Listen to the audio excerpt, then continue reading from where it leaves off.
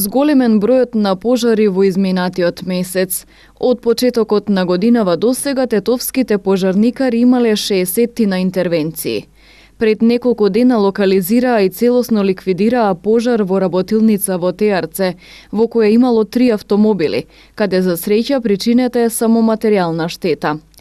Речиси секојдневно интервенираат во гаснење на опожарени уџаци, а имале и неколку случаи на запалени електрични столбови и 6 на случаи на запалени патнички моторни возила.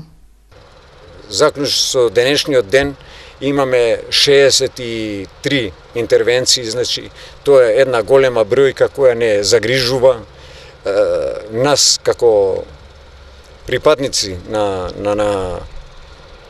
територијалната противпожарна единица Тетово, која е голема бројка од нашите интервенции што ги имаме низ градот Тетово и 5 рурални општини. Ги споменувам руралните општини, бидејќи секоја што ни е болест се работи за далеку, мислим, една кај што идеме да интервенираме на подалечни места. Значи, можеби имат луѓето во право се кога викат дека и некогаш и касниме, но тоа е тоа, што на 30 и кусур километри, значи од Тетово до село Јажинце, толку можеме да стигнеме, но наше е да даваме све од нас, да стигнеме што побрзо на кај што ни се јавуваат или кај што има потреба да им идеме на луѓето, да им излеземе во пресред и да им помогнеме.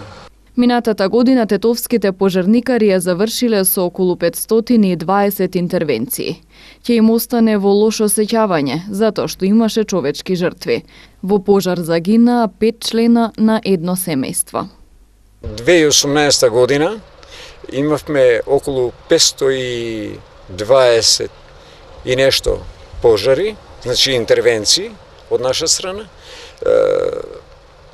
но спрема 2017, значи пожарите и интервенциите што ги имавме 2018 ни беа мало помало, значи 2017 сме имали повише, но земајќи предвид тамо 2017 сме имали интервенции во поплавите, значи затоа сме 2018 сме имале помало интервенции.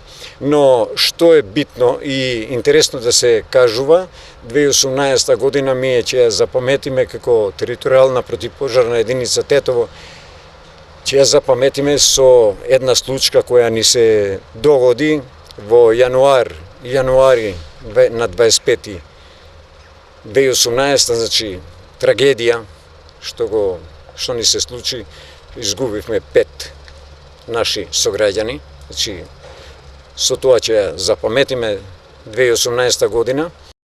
Како и секој пат, од Тетовската пожарна апелираат до граѓаните на поголема внимателност во насока на превенција од пожари.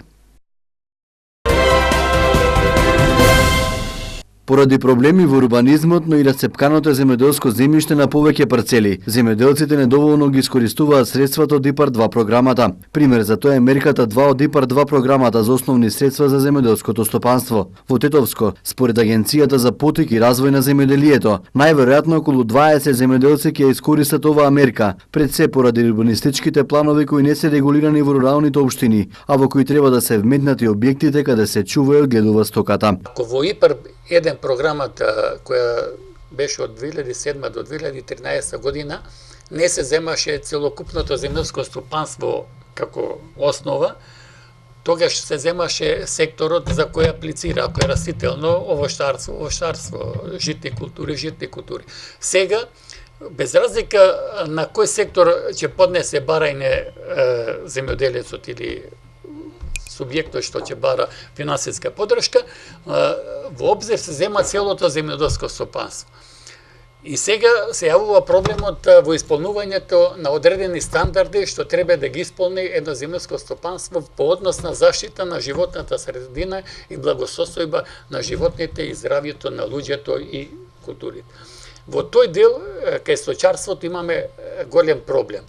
Проблем кај оние што имаат над 10 грла основна стадо на стока, тие мора за фармата и за одгледувалиштето каде што ги чуваат своите животни и стоката, да обезбедат решение од Министерство за животна средина дека ги исполнува стандардите, за тоа мора да подготват елаборат.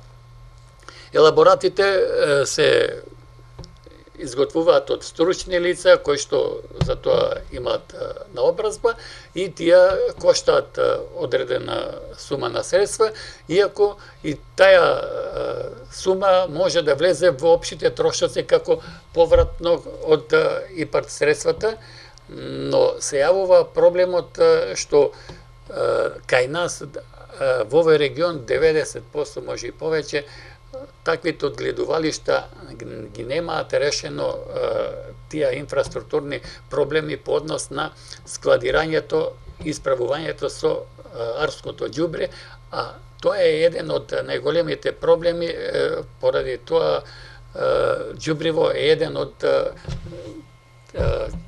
факторите за загадување и на животната средина и за ним мора посебно на соодветен начин да се справува, односно да истото тоа се складира на соодветен начин, на обезбедени за тоа, дали тоа ќе бидат јами или платформи, за кое што има соодветно и упатство во однос на ИПАР програмата како да биде тоа. Тоа ради финансиски средства не го прават сточарите или пак може би најчесто затоа што тие што чуваат овце се на шарплани нападаме и потечка? Кај овците и козите не е толку проблем по однос на ова, да речеме, овој проблем, затоа што знаеме дека овчарите не се секој пат стационирани на одредено место, тие имаат изнајмени површини, користат пасишта кои што може само современи објекти донадат и таму може и не се бара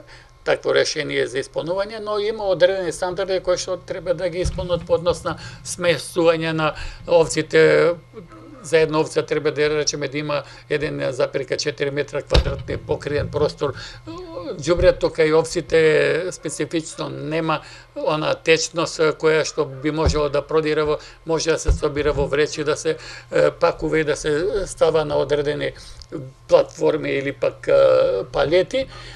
Проблем е кај овие фарми што се во населени места, кои што имаат крупен добиток, а самите фарми, одгледувалишта, не влегуваат во урбанистичките планови како дејност одгледување на говеда или свињи, ако истите тие имаат над 10 грла, не можат да го исполнат тој критериумот затоа што немаат соодветно изградени јами за теченото ѓубриво или соодветно изградени платформи доколку има цврсто арско ѓубре, а тие објекти треба да бидат и соодветно изградени по стандарди кои што ги бара ИПАР програмата, за да не може да се излева самото ѓубриво во подпочвените води или околните површини на почва каде што може да врши загадување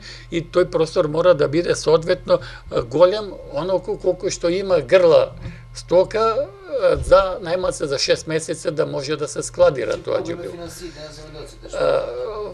Во овој проблем, ако кажеме околу финансиите, треба да кажеме и тоа дека и за ова ИПАР програмата дава финансиска поддршка. Проблемот е што ако аплицира за приклучна механизација, има доволно капацитет и растително производство, а има, рековме, над 10 грла стока, тој мора истовремено, ако не му е решен овој проблем за кој зборуваме, мора да аплицира и за изградба на таков објект и за него треба да обезбеди градежна дозвола, треба да обезбеди проекта и тоа се финанси дополнителни. А земјоделците се плашат затоа што ако влезат во инвестиција по однос на општите трошоци, ваѓање проекти, свети работи, до финализирање на реализација на овај проект, може да се дојде до ситуација да некаде им запне работата во однос на сите тие документација, а знаеме ако се бара во рамките на постоечките објекти, прво нема да добијат градежна дозвола од локалната самоуправа затоа што во урбанистичките планови не се предвидени такви објекти. За дислокација на таквите објекти треба да има соодветни површини кои што ги немаат или ако ги имаат на земјоделско земјиште надвор од населените места каде што нема добри пристапни патишта, немаме инфраструктура и има постапка посебна за преминување од земјоделско во градежно земјиште. И тука таа проблематика доста изразена и сите тие земјоделски стопанства тешко може да конкурираат по однос на ова ИПАР програмата. И во однос на растителното производство може да се преземат одредени чекори за да можат земјоделците да ги искористат парите кои ги нуди ИПАР 2 програмата. Растителното производство, ако е само растително едно земјско стопанство, тоа може да биде од разни овошни, растителни,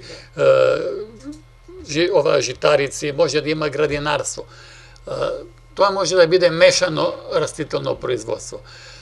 Капацитетите мора да му бидат евидентирани во Министерството за земјоделие во регистарот. Зависно од неговата потреба за каква механизација сака да конкурира, тој треба да обезбеди минимум капацитетот она што рековме за секоја гранка, секој сектор, ако е овоштарство минимум 3 декара, градинарство минимум 5, ако се работи за опрема само, а не за земјоделска механизација, тој може да биде и само доволно му и тој капацитет. Но, доколку бара земјоделска механизација, која се третира како земјоделска механизација, мора да има минимум 1 хектар.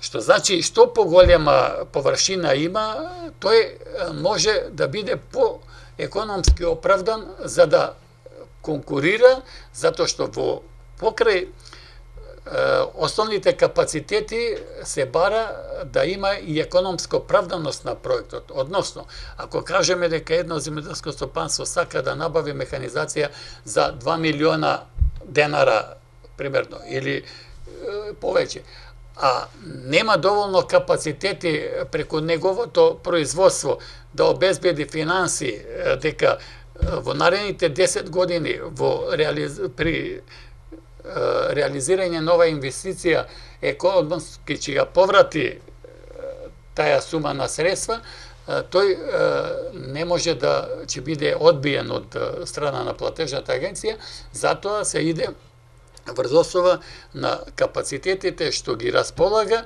и толкова да биде и економската оправданост онолку колку што би можело да се покрие и за таква механизација, за таква вредност може да аплицира.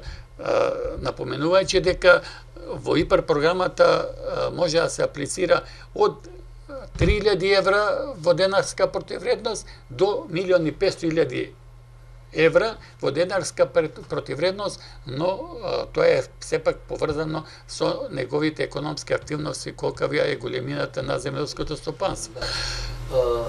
Она што го кажавте, најверојатно, или следно прашање може било што е решението. Решението е или да имаме здружување во земјоделски задруги, за да има таа економска оправданост, а второто општините конечно да ги решат овие урбанистички поднаводници проблеми, за да може да се конкурира за ИПАР програмата.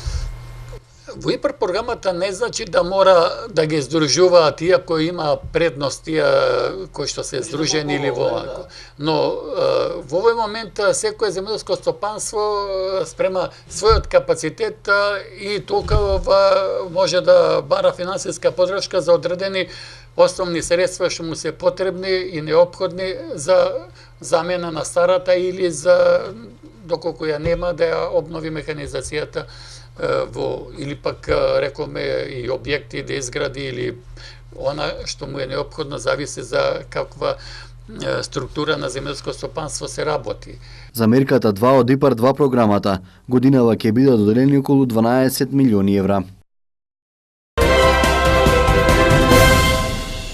Вчера вечер околу 19 часот полициски службеници на секторот за внатрешни работи Тетово, преземајќи оперативни активности во село Доброште Тетовско, забележале паркирано патничко моторно возило Фиат со тетовски регистерски ознаки, во кое се наоѓале две лица на возраст од 28 и 19 години од Жилче.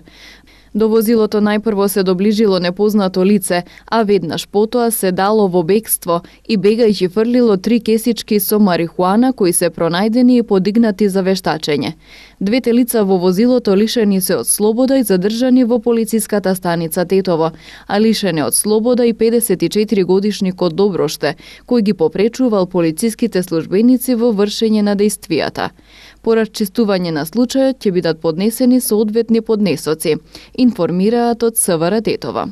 Полицијата вчера лишила од слобода 26 годишник од гостиварското село Речане, кај кого бил пронајден кокаин.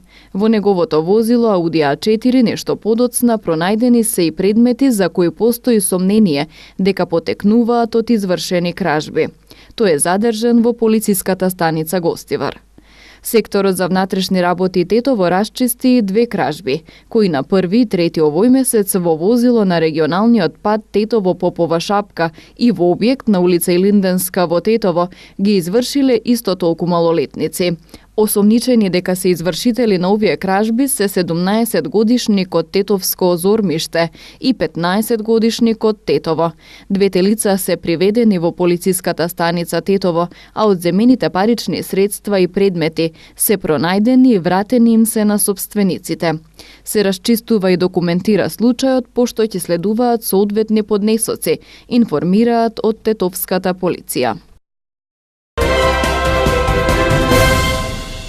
Во јануари годинава полициските службеници на секторот за внатрешни работи Тетово во Тетовскиот регион вкупно откриле и соодветно санкционирале 919 сообраќајни прекршоци. Од контролираните 3526 учесници во сообраќајот. Поради констатирани различни видови прекршоци, од сообраќај биле исклучени 36 возила и 145 возачи. Сите исклучени возила имале истечена регистрација на 30 дена, додека 81 од исклучените возачи управувале без положен испит и валидна дозвола за тоа. 39 возачи почетници не се придржувале на законски предвидените ограничувања, а 20 управувале под дејство на алкохол. Откриените сообраќајни прекршоци минатиот месец заокружени се со 471 мандатен и 244 прекршочни платни налози. Покрај тоа времено одземени се 47 возачки и 30 сообраќајни дозволи. Привремено одземени исто така се и 4 возила и 8 регистерски таблици.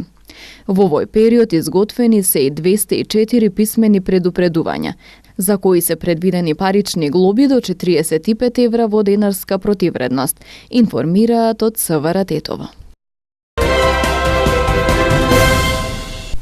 Во текот на јануари во Центарот за социјална работа во Гостивар се спроведе годишната обнова на документи за корисниците на социјална парична помош. Обврската да ја обноват документацијата ја завршиле околу 1600 семејства. Годинава беа воведени нови правила, според кои сите полнолетни членови на семејството треба да се пријават во Центарот за вработување, односно да се регистрираат како невработени. Токму заради тоа бројката на социјалци ќе се намали, со оглед на фактот дека досега имало случаи кога користеле социјална парична помош, а истовремено и работеле. Новини има и околу користењето на надоместокот за школување на средношколци. Семејствата веќе нема да мора дополнително да се пријавуваат, туку доделувањето на средствата ќе се одвива автоматски. Во Гостиварско паричен надоместок како помош за школувањето добиваат околу 330 средношколци. Годишно на учениците им следуваат 12.000 денари кои се исплаќаат на 4 рати. За да можат да го земаат овој надоместок, средношколците мора да бидат редовни ученици и да не изостануваат од настава. До службите во Гостиварскиот центар за социјална работа, освен поднесените документи за обнова, биле доставени и 100 нови барања од семејства кои за прв пат бараат да го користат правото на социјална помош. Колку од нив ќе бидат прифатени ќе се знае откако ќе се завршат проверките на терен.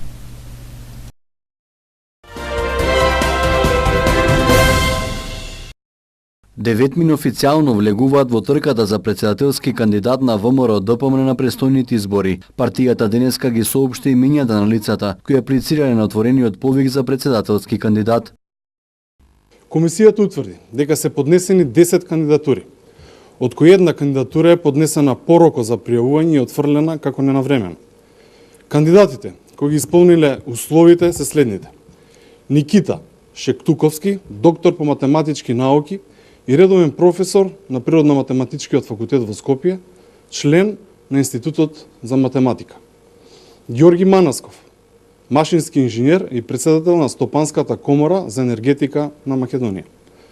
Васко Костов, фармацевски техничар. Владко Ѓорчев, правник, пратеник во Собранието на Република Македонија и член на извршниот комитет на ВМРО ДПМН.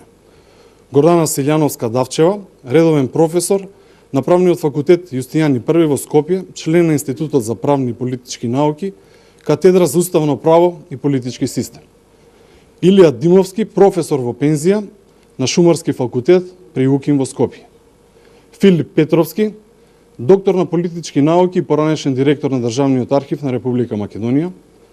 Горан Ангелов, пратеник, поранешен градоначалник на општина Виница во 2 мандати и председател на ЗЕЛС во 1 мандат. И Сашо Кутлешовски, доктор по земјоделски науки.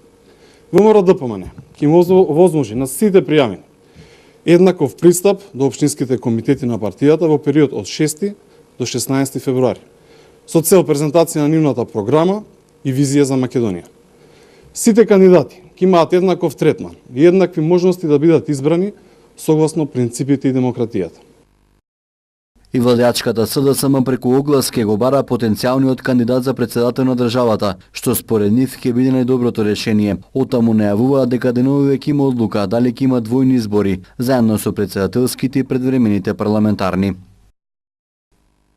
Интензивни се сондирањата на јавното мислење, кои што на крајот од тој процес треба да покажат кој е потенцијалниот кандидат кој што ќе биде победнички на наредните претседателски избори. Идејата е секој кој што смета дека може да се носи со тој предизвик, да му се даде шанса.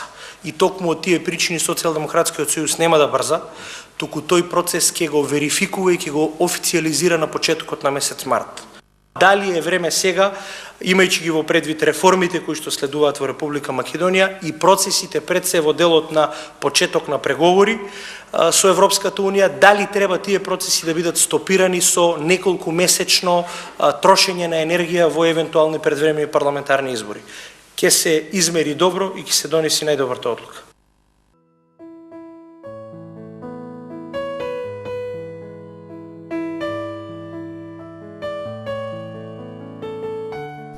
Времето денес беше претежно облачно со повремени сончеви периоди и со слаб до умерен североисточен ветер. Температурите се движеа во интервал од 0 до 5 степени Целзиусови.